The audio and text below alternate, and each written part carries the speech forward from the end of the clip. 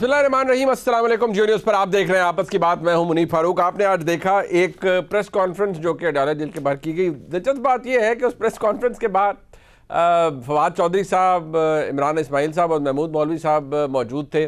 Body language को बड़ी मुख्तलिफ थी और वो जो एक कन्वेंशनल कॉन्फिडेंस था या एक कन्वेंशनल ओवर कॉन्फिडेंस था वो भी शायद आज नज़र नहीं आ रहा था और हालात काफ़ी पतले नज़र आ रहे थे। बहरहाल जो आज उन्होंने कोशिश की कि हमारे सबसे राब्ते हुए हैं, हमने सबसे गुफ्तगू की है और पाकिस्तान की सियासत को नहीं छोड़ा जा सकता बाकी दो जमातों के ऊपर। जैसे ही उन्होंने ये प्रेस कॉन्फ्रेंस की और महमूद मौलवी साहब साथ मौजूद थे, उसके बाद तरदीदों का सिलसिला शुरू हो गया और वो तरदीदें ट्विटर के ऊपर आना शुरू हो गई। असद कैसर साहब ने कहा मेरे से कोई मुलाकात नहीं हुई। फ़ारूक हबीब साहब ने कहा no politics without Imran Khan. Hammad Azhar साहब ने कहा कोई दोस्त हाल बताना चाहता है तो ठीक, लेकिन होगा वही जो इमरान खान को मंजूर होगा। इसी तरह और बहुत से लोगों ने अपनी अपनी पोजीशन क्लियर कर दी। तो फवाद चौधरी साहब ने गुफ्तगू किससे की थी और बात क्या हुई थी? शाह महमूद कुरैशी साहब के साहबजादे ज़ैन कुरैशी साहब ने भी ट्वीट कर दी और उन्होंने भी कहा कि हम इमरान खान के नज़रिए के साथ खड़े हैं और PTI के साथ खड़े हैं। अब फवाद चौधरी साहब किसके कहने पे, किसकी मोटिवेशन पर आज ये एक्सरसाइज कर रहे थे? और दिलचस्प बात यह है कि महमूद मौलवी साहब को हमने प्रोग्राम के लिए लाइन अप किया हुआ था। अब से कुछ देर पहले तक हम ट्राई करते रहे हैं। पहले वो टेलीफोन अपना उठा नहीं रहे थे और अब उन्होंने अपने दोनों नंबर बंद कर दिए हैं, गालिबन तरदीद आने के बाद बंद कर दिए हैं। बहरहाल सवाल ये पैदा होता है कि इमरान खान की सियासत अच्छी हो या बुरी, उनकी जमात अच्छी हो या बुरी, लेकिन वो लोग जो उनकी जमात से निकल चुके हैं, जिन्होंने खुद उनसे रिश्ते जुदा कर लिए हैं, क्या वो इमरान खान का वोट बैंक लेने के हकदार हैं? नंबर 1 सवाल ये है। क्या उन लोगों को इमरान खान के वोट बैंक का कोई फ़ायदा होगा या इमरान खान का वोटर उन्हें वोट देगा या नहीं, ये सवाल है। और ये भी कि इमरान खान की पार्टी बेशक कमज़ोर हो रही है, लोग चले गए हैं, 100 से ऊपर तादाद चली गई है उन लोगों की, उनमें इलेक्टेबल भी शामिल है जो कि इधर उधर जमातों में शायद जा रहे हैं। क्या बेनिफिट करेंगी ये जमातें इस इनखला से एंड डिजर्शन से, या ये एक और अलहदा ग्रुप बनेगा जो कि किसी सूरत में भी इन दोनों जमातों को, यानी पाकिस्तान मुस्लिम लीग नून और पीपल्स पार्टी को फ़ायदा नहीं देगा बल्कि अपनी एक सियासत करेगा? क्या ऐसा ग्रुप एग्जिस्ट भी कर सकता है या नहीं? ये आज वो तमाम मामलात हैं जिनके ऊपर हम गुफ्तगू करेंगे। लेकिन एक बात रिकॉर्ड के लिए मैं ज़रूर अपने मेहमानों का तारुफ करवाने से पहले आपके सामने रखना चाहूँगा। कुछ दिन पहले तक जनाब फवाद चौधरी जब तर्जुमानी कर रहे थे अपनी साबका जमात पाकिस्तान तहरीक इंसाफ की, तो वो क्या फरमाते रहे? तहरीक इंसाफ क्या है, इमरान खान साहब से उसका ताल्लुक़ क्या है और इमरान खान साहब की शख्सियत की क्या वैल्यू है, ज़रा सुन लीजिए। और शायद मेरे ख्याल में फवाद चौधरी साहब के जहन में ये बातें आज अपनी कही हुई बातें खुद भी गूंज रही होंगी। इमरान खान एक नेशनल लीडर है, एक ही पाकिस्तान का लीडर है जिसकी चागी के पहाड़ों से लेके खैबर तक और लाहौर से लेके कराची तक और गिलगित से लेके मुजफ्फराबाद तक जिसकी आवाज लोगों के दिलों की आवाज है। इमरान खान के बगैर तो पाकिस्तान की सियासत भांज है। इमरान खान के बगैर पाकिस्तान में कोई सियासी इस्तेहकाम का भी नहीं सोचना इम्कानाबाद। माइनस इमरान खान PTI के है, आपको अपने घर वाले वोट नहीं देंगे अगर इमरान खान नहीं होगा तो। अब अगर मैं ये कहूँ कि मुझे वोट दी, मैं खुद ही बहुत बड़ा फन्ने खान हूँ, मेरा वोट इमरान खान की वजह से। इमरान खान साहब को कि वोट की यकीनी तौर पर अहमियत, और फवाद चौधरी साहब को इसका एहसास है भी, क्योंकि फवाद चौधरी साहब ने एक ही इलेक्शन जीता जब वो इमरान खान साहब की टिकट पर खड़े हुए। इससे पहले उनका अपना हल्का ज़रूर है, 30-35 हज़ार वोट भी वो लेते रहे हैं, लेकिन जीत उनका मुकद्दर नहीं बनी। जब इमरान खान साहब का टिकट उनके पास आया तब जीत उनका मुकद्दर बनी। ऐसी सूरत हाल में इस जमात के साथ होगा क्या, ये दिलचस्प बात है। मैं अपने मेहमानों का तारुफ करवाता हूँ। हमारे साथ मौजूद है पाकिस्तान के मुमताज़ सहाफ़ी जनाब नुसरत जावेद साहब, हमारे उस्ताद भी हैं, बहुत शुक्रिया नुसरत जावेद साहब आपका। जनाब आगा रफ़ीउल्लाह साहब रुकन कौमी असम्बली हैं, पाकिस्तान पीपल्स पार्टी से आपका ताल्लुक़ है, आपका बहुत शुक्रिया। जनाब आबिद शेर अली साहब रहनुमा है पाकिस्तान मुस्लिम लीग नून के, बहुत शुक्रिया आबिद शेर अली साहब, आपका भी आपने हमें ज्वाइन किया। सबसे पहले मैं नुसरत साहब ज़रा आपसे आगाज़ करना चाहूँगा। ये जो आज हमारे दोस्त फवाद चौधरी साहब इकट्ठे हुए, खड़े थे बाहर, उन्होंने कहा हम शाह महमूद कुरैशी साहब से मिले, और जैसे ही ये प्रेस कॉन्फ्रेंस हुई तरदीदें आना शुरू हो गई। अब ये तो नहीं हो सकता कि जिन लोगों ने तरदीदें की हैं, या हो भी सकता है कि उनको फौरी तौर पर इमरान खान साहब की जानिब से इंस्ट्रक्शन दी गई हो कि फौरी तौर पर ऐसी किसी भी एफर्ट को थॉट करो और इसको ख़त्म करो, इससे पहले कि ये कोई रियलिटी के करीब जाना शुरू हो तो इसको बिल्कुल बताएं कि आपका किसी से कोई ताल्लुक़ नहीं है। ये वजह हुई है। और एक तो ये बताइएगा, या और ये भी फरमाइएगा आपके नज़दीक, आपके तजर्बे के हिसाब से, ये फवाद चौधरी साहब, इमरान इस्माइल साहब और महमूद मौलवी साहब को वहाँ जाने की मोटिवेशन किसने दी थी और ये प्रेस कॉन्फ्रेंस करने और मुलाकातें करने का किसने कहा होगा? देखिए, मैं तो भैया एक रिटायर्ड रिपोर्टर हूं, तो मैं आपको ये तफसीलात से तो जाहिर है कि मैं ला इल्म हूं आप ही की तरह, ठीक है जी। लेकिन आपकी खिदमत में एक बात अर्ज़ करूंगा, सारी ज़िंदगी जो है इस धंधे की नज़र करने के बाद जो 2-4 बातें सीखी हैं, मेरा अपना ख्याल है कि फवाद चौधरी साहब का वो स्टेटस और मर्तबा नहीं है कि ये आगे बात को बढ़ा सकें। उसमें फिर ये होता है कि ये जो सियासतदान जो हैं बाकी, यानी वो इतने कदावर नहीं हैं कि असद कैसर उनकी बातों में आ जाएं, शाह महमूद कुरैशी साहब उनकी बातों में आ जाएं। वो यानी पंजाबी मुहावरे के मुताबिक वो ये महसूस करते हैं या कहने को हक ब जानब होंगे कि 80 मर गए सा। ये अटैम्प्ट मुझे उस तरह की नज़र आती है जैसे जुलाई 1977 में भुट्टो साहब की हुकूमत के उन यानी तख्ता उलटने के फ़ौरन बाद, यानी चंद ही दिनों में जनाब मौलाना कौसर नियाज़ी साहब मंजर आम पर आ गए थे और उन्होंने प्रोग्रेसिव पीपल्स पार्टी की बुनियाद रख दी। अच्छा। उसके कुछ दिनों बाद हनीफ रामे साहब ने मुसावात पार्टी बनाने की कोशिश की। तो भैया ये इतने कदावर लोग नहीं थे और ये उतना डेंट न लगा पाए। तो मेरा नहीं ख्याल कि इनको जिन लोगों ने सहूलत पहुंचाई भी होगी, देखिए इनके बारे में एक लफ्ज़ इस्तेमाल हो रहा है, सॉरी, मैं चाहता हूं कि बाकी हमारे जो सियासतदान मेहमान हैं वो इनपुट दें तो उसके बाद फिर शायद हमें राय, लेकिन मैं सिर्फ एक लफ्ज़ जो है मैं ज़रूर एक मैं डिमेंशन आपको ज़रूर मैं अर्ज़ करना चाहूँगा एक सहाफ़ी के तौर पर जी। हम सहाफ़ी बार बार कल से दुहाई मचाए चले जा रहे हैं कि एक नई किंग्स पार्टी बनने को है।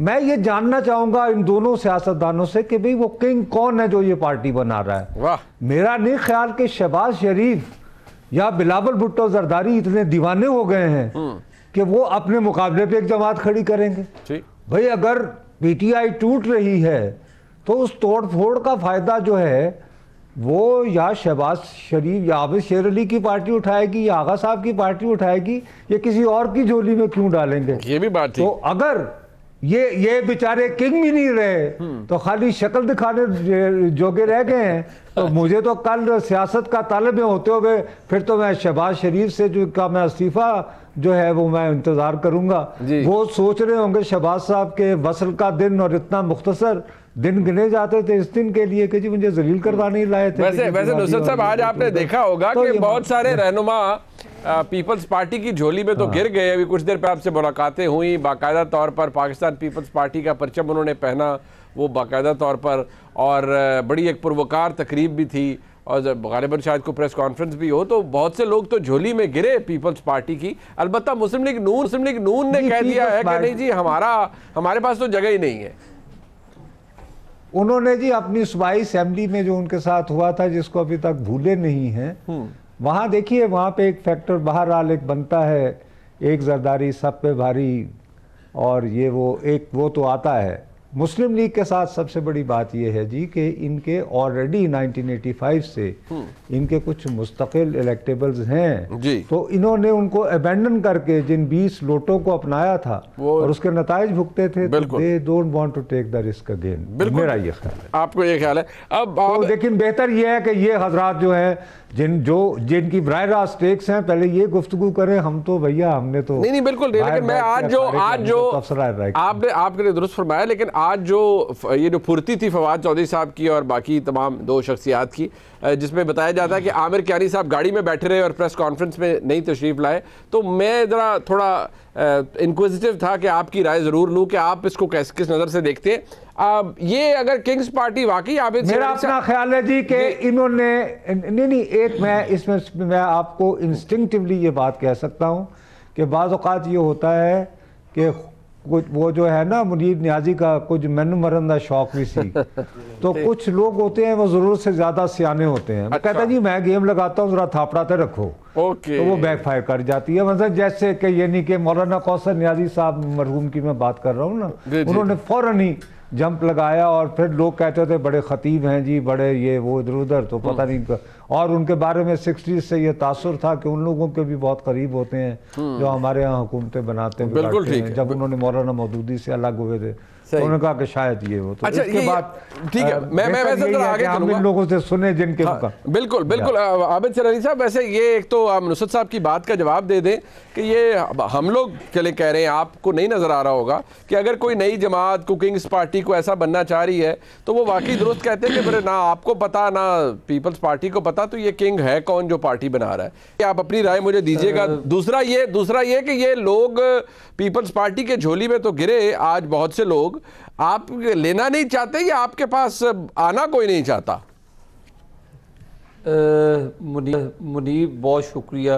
नुसरत जवेद साहब मेरे उस्ताद भी हैं, आप माशाल्लाह बड़ा सीखने को मिलता है, लेकिन आपका भी माशाल्लाह हाफजा अच्छा है कि जो 2018 के अंदर पाकिस्तान मुस्लिम लीग नून के साथ हुआ जी, यही जो आप फवाद की बात कर रहे हैं, ये जरदारी साहब के गीत गाया करता था, फिर इसने हमारे अकाबरीन के साथ रब्ता करके मुस्लिम लीग नून में आने की कोशिश की, जो हमने नहीं लिया। इस समेत फरदौस आशिक अवान ले लें और भी तो ये दरअसल पॉलिटिकल लोग नहीं है, ये जनरल मुशर्रफ के दौर की पैदावार हैं।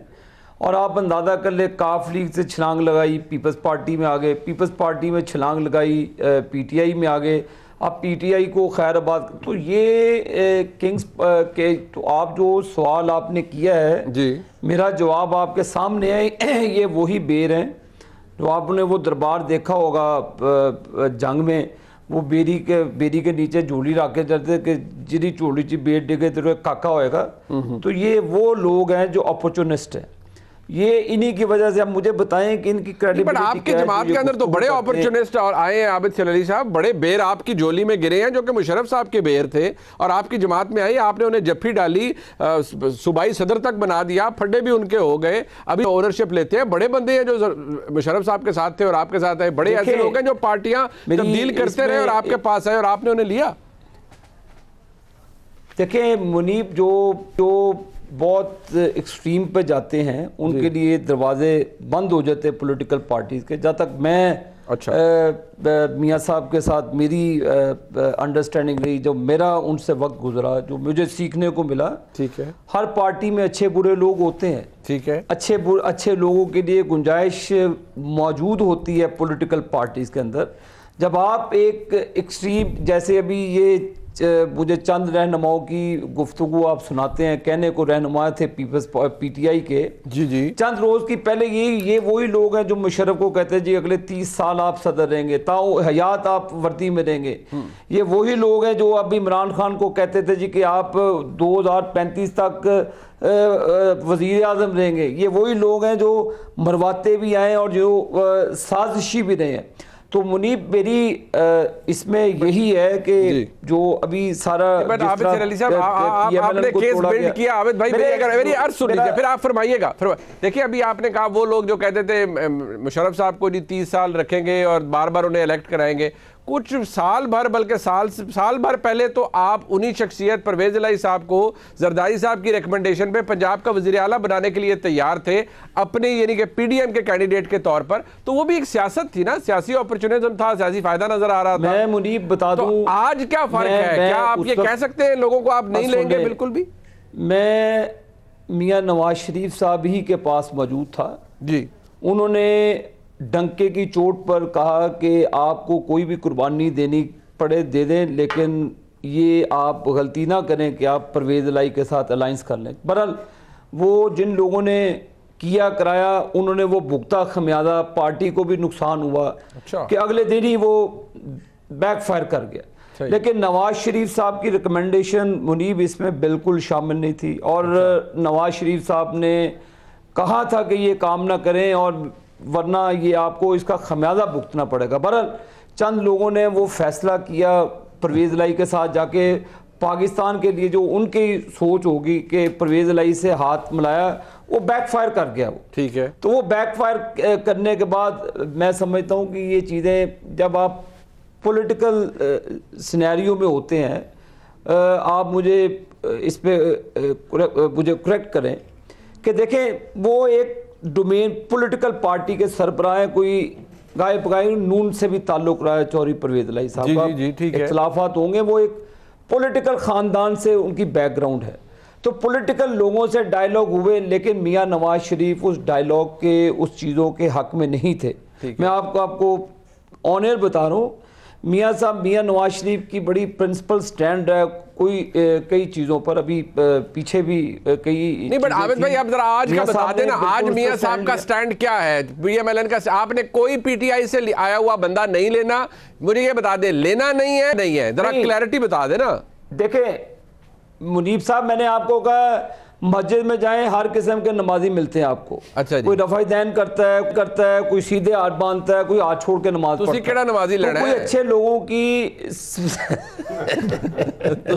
लड़ा जो नमाजी आप रिकमेंड करेंगे ना, उनको हम ले लेंगे। मेरे कहने पे मेरे पे ओपन पॉलिसीज होती है भी अच्छे लोगों से गुफ्तगू हो सकती है, लेकिन जो गलत लोग हैं, गंदे लोग, उनसे वो जो इन्होंने सवाल किया कि किंग मेकर नहीं, मैं अगर फारूक साहब, नहीं, मैं किंग मेकर कभी मैं नहीं हूँ, ना मैं खुद सियासत में हूँ, ना मैंने वजीर बनना है, ना मुशीर बनना है, ना वजीर आला बनना है, ना वजीर आजम बनना है। ये काम आप लोगों के। चले आबिद भाई ने तो अपना एक ज़हन बता दिया। आगा साहब, आपने तो बड़े लोगों को जफ्फी हाथ डलवा ली, बड़े लोग आ गए, जरदारी साहब से मुलाकातें भी हो गई। जरदारी साहब वैसे भी मकनातीसी शख्सियत है, वो कायल बड़ा अच्छा कर लेते हैं लोगों को। लेकिन ये आपको नहीं फ़र्क पड़ता कि ये कौन लोग थे, इन्होंने क्या क्या बातें की होंगी आपके खिलाफ, आपकी क़यादत के खिलाफ, पता नहीं क्या क्या इल्ज़ामात लगाए होंगे, उस पूरी ब्रिगेड का हिस्सा रहे। आपने सियासी मौका परस्ती का सामना फ़ायदा उठाया, वक्त का फ़ायदा उठाया और इन लोगों को ले लिया और मजबूत कर लिया। अभी मुनीब, इससे पहले कि आगा साहब बोलने जी, मैं टिपिकल रिपोर्टर की तरह आपके आगे मुखबरी कर रहा हूँ एक। जी यहाँ ये बैठे हैं तो इन्हें पंजाब से मुख्तलिफ लोगों के फोन आए। अच्छा। और ये उनको ये कहते रहे कि भाई आप मकामी क़यादत से बात करें। अच्छा। तो ये वो तजर्बा सर बाल इस तरह किए ना, तो जैसे ही हुआ तो आगा साहब के साथ, हालांकि मेरी इस तरह की बेतकल्लुफी नहीं है, to be honest with you, but I took the liberty. और मैंने आगा साहब को कहा कि ये वो टिकट के लिए हो रहा है। अच्छा। तो कहने लगे हाँ भाई, मैं इसी तरह जान छुड़ा रहा हूँ। अगर ये एक दो दिन ये भाईजान मैंने लाइव आपको दे दिया है, बीपर दे दिया है इसको, इस प्रोग्राम का बात यहाँ शुरू होगी। मुझे पहले ये बता दें किस किस का फोन आया और किस किस ने आपसे मदद मांगी है टिकट के लिए पीपल्स पार्टी के। पहले बात यहीं से शुरू कर लेते हैं। देखें मुनीब भाई, बहुत मेहरबानी, कुछ चीज़ों की वजाहत आपने थोड़ा सा टाइम देना है। एक तो आपने जो क्वेश्चन किया है हमसे कि जी वो किंग मेकर्स कौन है, उसका भी मैं आपको बताता हूँ। अच्छा। दूसरी बात ये कि जब सियासत के इमाम रूए रवा जनाब आसिफ अली जरदारी साहब जब किसी सूबे में जाके बैठते हैं तो वहाँ तलतली तो फिर मचती है। अच्छा। और लोग जो पॉलिटिकल लोग हैं वो राब्ते करते हैं, लेकिन जो आपको नुसरत भाई ने जो ख़बर दी है वो उसी में मेरा जवाब है कि चूंकि मैं एक पॉलिटिकल वर्कर हूँ, ठीक है, मेरी उतनी स्टैंडिंग है कि मैं जिस तरह वहाँ लोग खड़े हुए हैं लाइन में जरदारी साहब के, इसी तरीके से मैं भी एक वर्कर हूँ। तो मेरी वो पोजीशन नहीं है कि मैं किसी को टिकट दिलवा सकूँ, या हाँ क़यादत जो फैसले करती है वो वाकई में कि आपसे राब्ता कौन कर रहा है? कोई ये तो कहता है ना गाइड कर दे किससे बात करें जरदारी साहब से मुलाकात के लिए, टिकट के लिए। कोई राब्ता, किसी ने राब्ता तो किया होगा ना, नाम तो कोई एक आधा दे देना आगा भाई। ना मुनीब भाई, ये दोनों तरफ से ज्यादती हो जाएगी। अच्छा। तो बहरहाल वो नाम जो है वो दर्जन से ज्यादा है, लेकिन बहरहाल अगेन दोबारा मैं कहूँगा कि इस टाइम जो है ना, मैं आपको थोड़ा सा सूरत हाल से मैं चाह रहा हूँ कि आपका चैनल का फ़ायदा उठाते हुए मैं बड़े अरसे बाद जी किसी टीवी चैनल पे दोबारा बैठा हूँ 9 मई के बाद। असल में कौम को एक चीज़ की हम आगाही नहीं दे रहे हैं। कौम अभी भी ये जो थोड़ा बहुत फवाद चौधरी जैसे लोग या दूसरी चीज़, एक तो आपका जो क्वेश्चन था कि भाई वो कौन लोग हैं जो आज भी किंग पार्टी बनाना चाह रहे हैं। सर वो जो भी है ना, अब इनफ टू इनफ, अब ये इमरान वाला तजर्बा उन्होंने किया ना, अच्छा, तो उसका खमियाजा आने वाला 10 साल पाकिस्तान और भुगतेगा। अच्छा। तो वो तो मैं आपके चैनल के तवज्जुह से खुदा और रसूल का वास्ता देख कह रहा हूँ कि अब कोई तजर्बा ना करें। अब अवाम को अवामी राय से अवामी पार्टियों को अवाम में जाके कन्विंस करना है। पहली बात तो ये कि ये जो इन्फेक्शन पॉलिटिक्स में पाकिस्तान में ख़ास तौर से यंगस्टर्स में जो डाली गई है, उसको ज़ायल करने के लिए हमें देखें, हम चीज़ों की कंटिन्यूटी नहीं देख रहे हैं, ठीक है, आप चीज़ों को पीछे से लेके चलें। और हम ज़्यादा दूर नहीं जाते, शहीद अरशद शरीफ के मर्डर से ले लेते हैं जी। ये सारी चीज़ें अरशद शरीफ साहब के मर्डर के ऊपर किस तरीके से पॉलिटिसाइज एक कैंपेन शुरू की, एक नैरेटिव सेट करने की कोशिश की। फिर जनरल सरफराज की शहादत जो बलूचिस्तान में वो अपने फ़राइज़ अंजाम देते हुए शहीद हुए, फिर उसके ऊपर एक नैरेटिव सेट करने की कोशिश की गई। फिर अगेंस्ट दोबारा ये जो 9 मई वाले हमले हुए, ये ऐसा नहीं है। मैं इस ये जो आज पॉलिटिकली लोग वफादारियां चेंज कर रहे हैं या जो कुछ हो रहा है, मैं कतई एज ए पॉलिटिकल वर्कर इसको अच्छा नहीं फील करता। लेकिन जो मुल्क के साथ हो रहा है, जो इस मुल्क के साथ किया जा रहा है, ये 9 मई का जो वाकया हुआ है, ये ऐसा एक्सीडेंट नहीं है। हाँ। ये प्रॉपर चल रहा आ रहा है। तो यस, यू आर राइट, ये प्लानिंग से ये सब कुछ किया जा रहा है और इसमें और कुछ भी नहीं है। पाकिस्तान को नुकसान पहुंचाने के लिए आपके इदारों को, ये पूरी दुनिया को मैसेज देने चाह रहे हैं कि हम इदारे को ला के कहाँ खड़ा कर रहे हैं। ठीक है, मेरे इख्तिलाफ हो सकता है मुख्तलिफ शख्सियात से, लेकिन पाकिस्तान के हर इदारे को नुकसान पहुंचाना, मुझे और रियासत को नुकसान पहुंचाना एक बराबर है। तो ये तो क्लियर होना चाहिए कि ये जो आज इतना सख्त किस्म के फैसले हो रहे हैं, एज ए पॉलिटिकल वर्कर वाकईतन मुझे तकलीफ होती है। लेकिन जब आप रियासत की तरफ देखते हैं, जब आप उस साजिश की तरफ देखते हैं, अरशद शरीफ का कत्ल, जनरल सरफराज के कत्ल, तो आपको इसके पीछे कोई ना कोई मैसेज 9 मई वाले वाकये, तो इसके पीछे एक बहुत बड़ा मकसद है। और मैं आपको दोबारा कह रहा हूं कि ये कौम ये देखेगी इनके मकरू चेहरे के हुए क्या चले। वो ठीक है, आपका वो ठीक है बात, लेकिन अब सवाल ये है कि जो आपने वास्ता दिया है, अब वास्ता आपने जहाँ पे भी दिया है, मैं बगैर अनएडिटेड वो वास्ता पहुँच गया होगा। लेकिन मैं ज़रा एक ब्रेक के बाद जब वापस आऊँगा, आबिद शेर अली साहब ने अपना मौक़िफ़ दिया, उन्होंने ठीक दिया, आगा साहब का अपना मौक़िफ़ है, नुसरत जावेद साहब का तज़िया आपने सुना। बट सवाल ये है कि हर कोई ये कहता है कि सियासी जमात से लोगों का जाना या उनको भेजा जाना पार्टी छोड़ने के लिए, पार्टी छुड़वा दी जाए, ये कोई दुरुस्त अमल नहीं है। लेकिन क्या माइनस इमरान खान पाकिस्तान तहरीक इंसाफ की कोई स्टैंडिंग है या नहीं है, इस पर भी ज़रा बात हो जाए। ब्रेक के बाद हमारे साथ रहिएगा।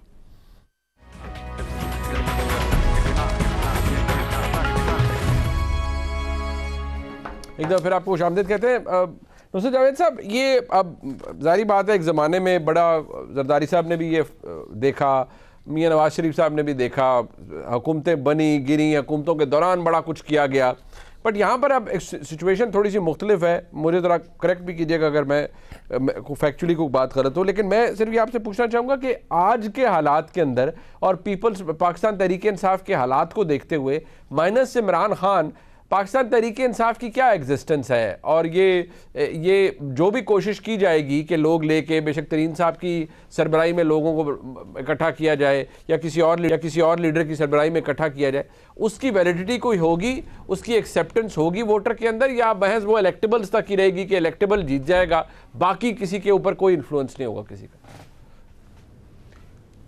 सर, इलेक्टेबल को भी जीतने की 2 सूरतें हैं।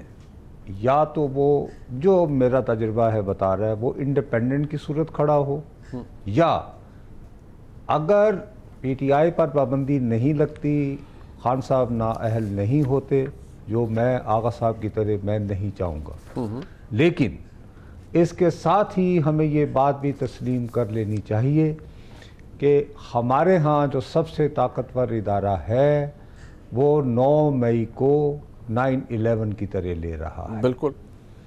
तो उसकी अपनी रिपरकशंस होती हैं।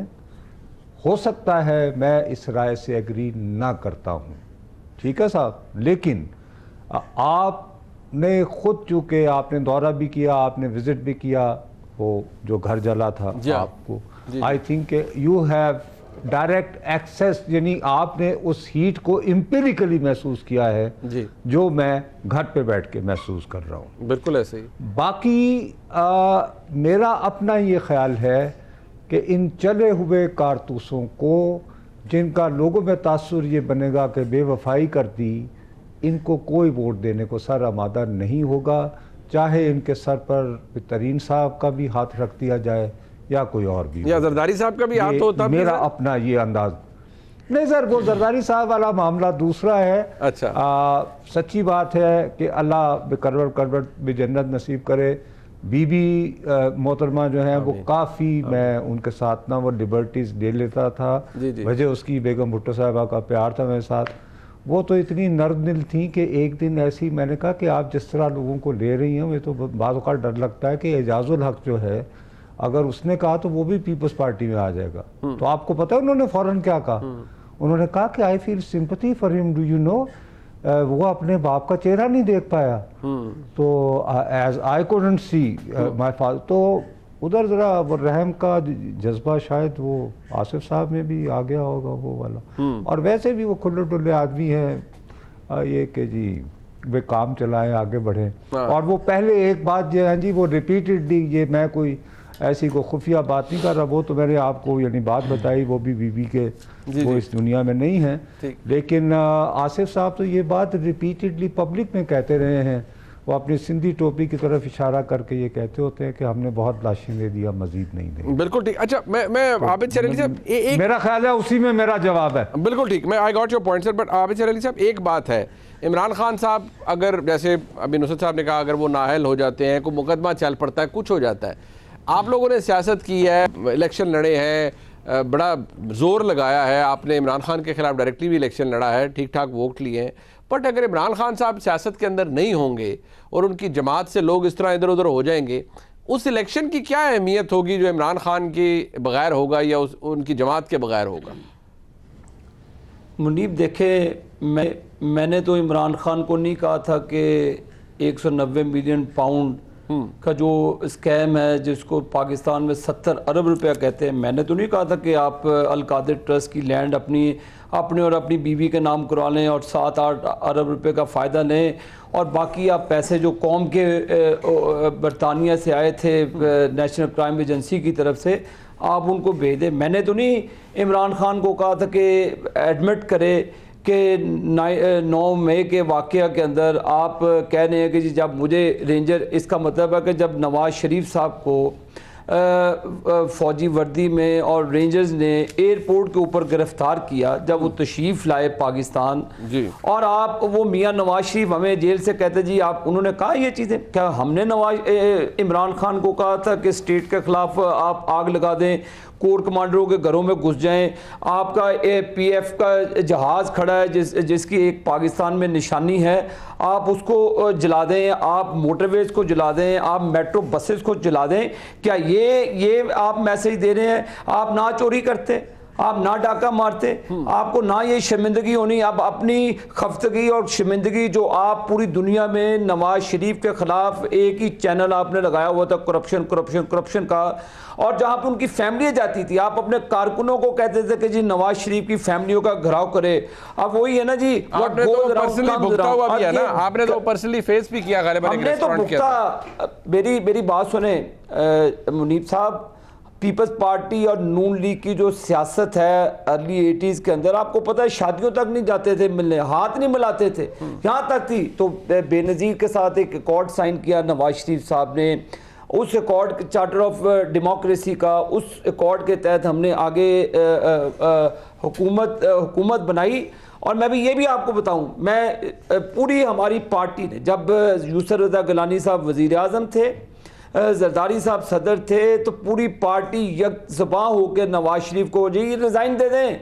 ये करप्ट मियां नवाज शरीफ साहब ने कहा कि 5 साल आप इंतज़ार करें, कौम को फैसला करने दें, फिर कौम ने वो फैसला किया। आपको एक बात सर, मेरी बात सुने, देखिए आपने चार्टर ऑफ डेमोक्रेसी साइन किया था, लेकिन मैं रिकॉर्ड की दुरुस्ती के लिए अर्ज कर दूं कि उसके बाद भी आप दोनों जमातें दस्तों गिरबान रहीं, मेमो गेट हुआ, मियां नवाज शरीफ साहब खुद काला कोट पहनकर सुप्रीम कोर्ट तशरीफ ले गए, गिलानी साहब के पर पूरी पाकिस्तान मुस्लिम लीग नून जिस तरह तालियां बजा रही थी, आज उसके ऊपर माफ़िया मांग रही है और कह रही है कि बड़ा गलत हुआ। खुद जनाब वज़ीर आज़म साहब, जनाब शहबाज शरीफ साहब, बाकायदा तौर पर उनके स्टेटमेंट्स मेरे पास मौजूद हैं, हमने चलाए हैं, जिस पे वो सेलिब्रेट कर रहे थे गिलानी साहब का नायल होना। तो एक और जरदारी साहब उस वक्त जब उनके पास इक़्तिदार था, वो सदर थे पाकिस्तान के, पंजाब के अंदर गवर्नर रूल लगा, मुस्लिम लीग नून की हुकूमत फारग हुई, तो एक दूसरे के साथ दस्तों गिरबाब रहे।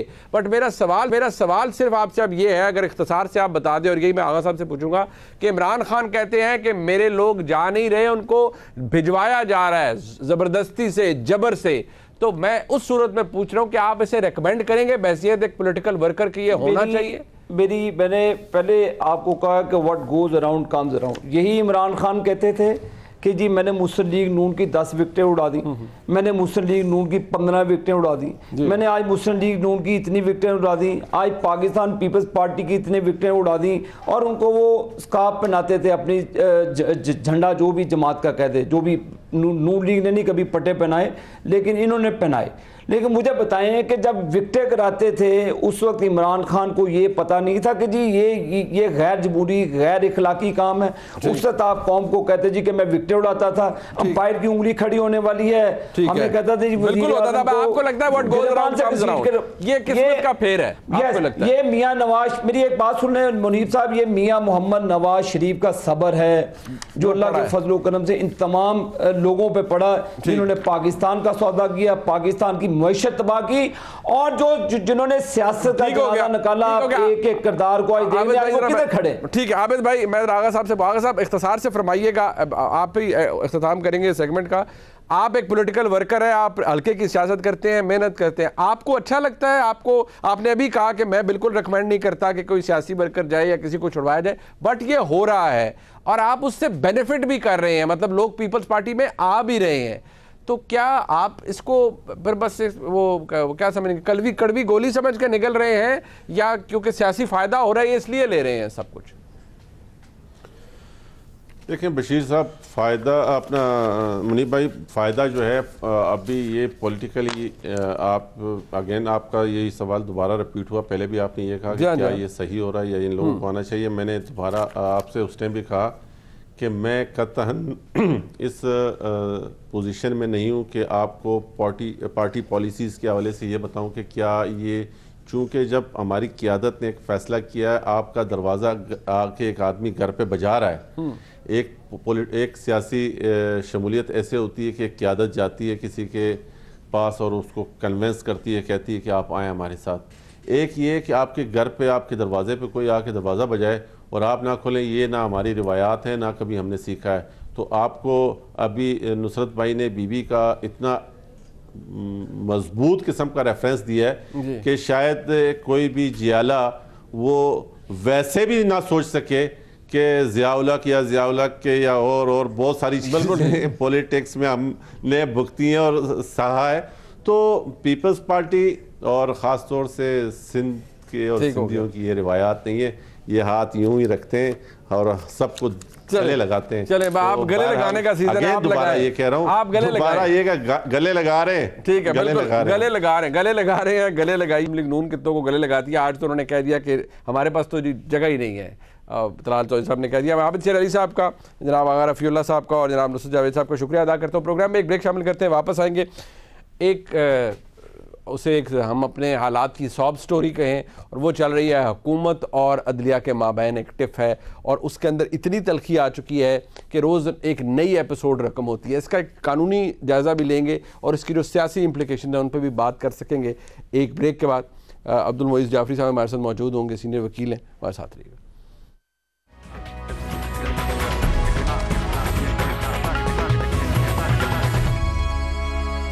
एक दफ़ा फिर आप खुशामदीद कहते हैं।